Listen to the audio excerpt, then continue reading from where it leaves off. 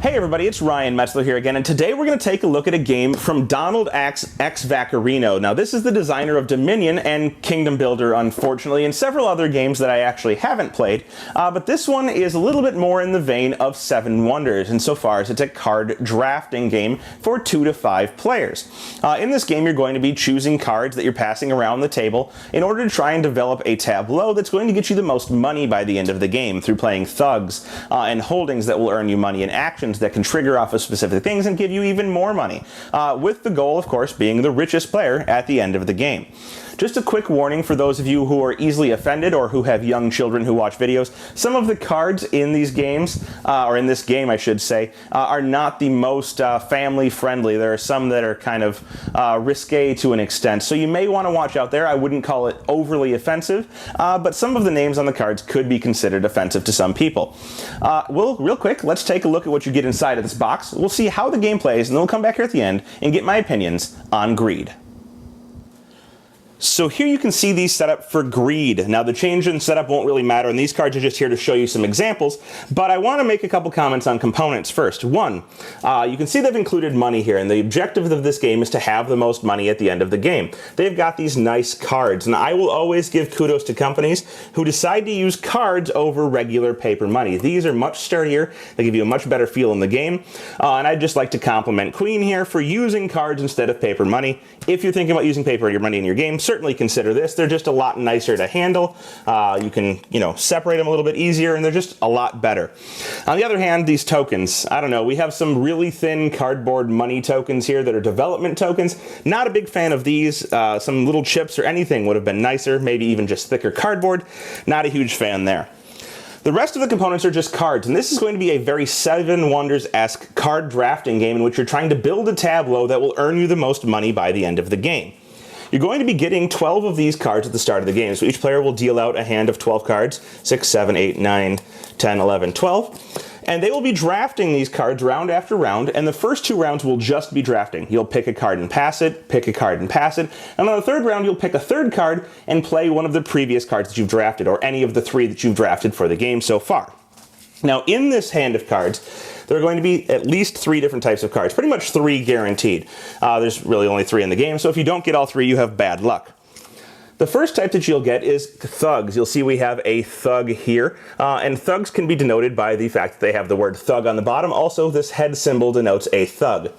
You'll see in the banner on the left-hand side here, we have some iconography. This guy comes with a car, and these symbols will be referenced throughout the game. You have the name at the top, Rotten Johnny Simmons, and then in the bottom here, or in this text area, it says, next turn you ignore needs. This is his effect that will happen when he gets played. In the bottom right-hand corner of all cards, this may be hard to see if I can get it to focus, there is a number. This one is 64. When you do play your cards, you'll choose a card face down, and everyone will reveal them at the same time. The card with the lowest number will activate first, and after that, each player will activate next highest number, until everyone has gone. The other types of cards in the games are holdings, and holdings will look like this. A holding is basically a piece of property. This one here is Jenny's Waterfront Dive. It's a bar. You can tell they're holdings because of the icon on the bottom and the word holding. And then, much like the other cards, they have text here. This one says each turn. Each turn, if there are no bottle or heart holdings in play, gain $10,000. So right now you'll see this one has no icons on it, and if there are no other holdings in play that have those 2 icons on them, you get $10,000 at the end of the turn. Other holdings, and other cards in general, may have costs associated with them. You'll see this one here has a cost of $20,000. When you reveal this card, you must pay that cost. And if you can't, you don't get anything. Some things could cost a thug, for example. You'd have to discard a thug from your tableau. Other things may cost more or less money. Sometimes you might have to discard another holding in order to play a holding. But in order to do this one, you'd have to pay the $20,000, and then you'd get the effect here that says when you play an action, place a marker on this afterwards. Now, that is kind of going to go into how holdings work. When you play a holding, it's going to get development markers on it. That's these tokens right here.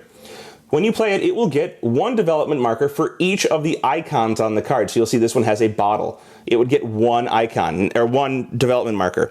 However, if you already had this development in play, which has a bottle on it, you would get 2, 1 for each bottle. Or if they came in the other order, this one would come in with 2, and if you played this one later, you would go ahead and get 2 on that. So it depends on which order you play them in. If this one's first and this one's second, this one will come in with 3. 1, 2 for the icons on it, plus a bottle. If this one comes in second and this one's in first, you're only going to get 2. 2 for the bottles that are in play. So it all depends on the order you play those in. Finally, the other type of card that we have is going to be actions, and you see that they have a marker at the bottom, action, and they have some type of title at the top. This one is a raid. This card shows that it has a need. It says needs a gun. This means that in order to play it, you would have to have some type of card in your tableau with a gun on it before you can play this card. If you don't, the card simply won't activate if you choose to play it. So it says here each opponent removes a marker from each of their holdings. So this would be a way to get these development markers off of people's holdings. Why would you want to do that? Well, these markers, if you can get them on your holdings and keep them there until the end of the game, are worth $10,000 a piece. So the more of these holdings you can trigger in order to get more of these development markers, the more points or more money you'll have when the game comes to an end. So as I said, basically you're going to go ahead and get your 12 cards. You're going to draft one for the first 2 rounds, pass the cards to the player to your left, draft another from the next pile, until you get to the 3rd turn, at which turn you will play one of your cards face down, wait for everybody else to do so, and then flip them and activate them in number order lowest first.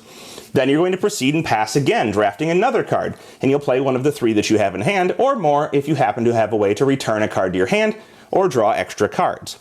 You're going to do this for 12 turns, thus the 12 cards in your hand. This means that if you don't draw any extra cards, or play any extra cards, or keep cards in your hand, you should end up with 2 cards at the end of the game. At the end of the game, you're going to count the number of development markers you have on your developments, plus the amount of money that you've earned throughout the game, and whoever has the most money will be the winner. Well, there you have it. That is Greed. I think this is a pretty good game, actually. I was happy to like another Donald X game. I had played Kingdom Builder, and I think that's the last one I really played, and was really disappointed. And so I'm glad to see that he's back with Queen Games and that he's made a good title this time. Now, this one was up on Kickstarter. It's going through fulfillment now, so it's hitting shelves and it's hitting people's hands, and it will be widely available very soon, if not already at the time of the posting of this video. It's very easy to learn. You're just dealing cards, drafting cards, which I think a lot of players have already experienced, and then playing them simultaneously and activating them in lowest order, or lowest number to highest number. Very easy to learn, and all you have to know is what the words cost and need mean, and basically spend and have to have. That's it. And from that point, you can play the game. Now, tweaking and winning the game is a little bit more difficult. I have yet to figure out a great strategy that will dominate the game every time, and that's, of course, going to vary based on what other players draft and keep from you. I have tried an all-thug strategy, and I will admit that that does not work, although it may work in some situations. I've gotten within $5,000, which is just 1 money card of winning that game. Holding strategy seems to be very strong. Getting a lot of holdings that will work off of each other, accelerating your development marker placement and getting a lot of those out is going to get you a lot of money at the end of the game. And I think that developments or holdings are a key strategy or a key inclusion into a winning strategy. Actions, if played at the right time, can give you a lot of money. Some of them really can build up money when played with the right combination of cards in your tableau. So I think it's a good mixture of reading what other people are doing, drafting the right cards, and of course playing them to the table. With that said, I think this is a pretty good light game. I definitely, if you're playing for the first time, would not avoid holdings. Definitely suggest trying to figure out a way to keep those in your strategy, and hope that they're not a dominant strategy overall. But all in all, I think very well-designed game, very simple, easy to learn, and a great starting point, maybe even for introducing people to 7 Wonders-like games. That is Greed from Queen Games. Thanks so much for watching the Dice Tower videos. Find more great videos and reviews, as well as our top-rated audio podcast at Dicetower.com. You can also find other great shows at Dicetowernetwork.com. I'm Eric Summerer, and you've been watching The Dice Tower. The Dice Tower is sponsored by Cool Stuff Inc., where you can find great games for great prices. Cool stuff in stock. Check them out at CoolStuffInc.com.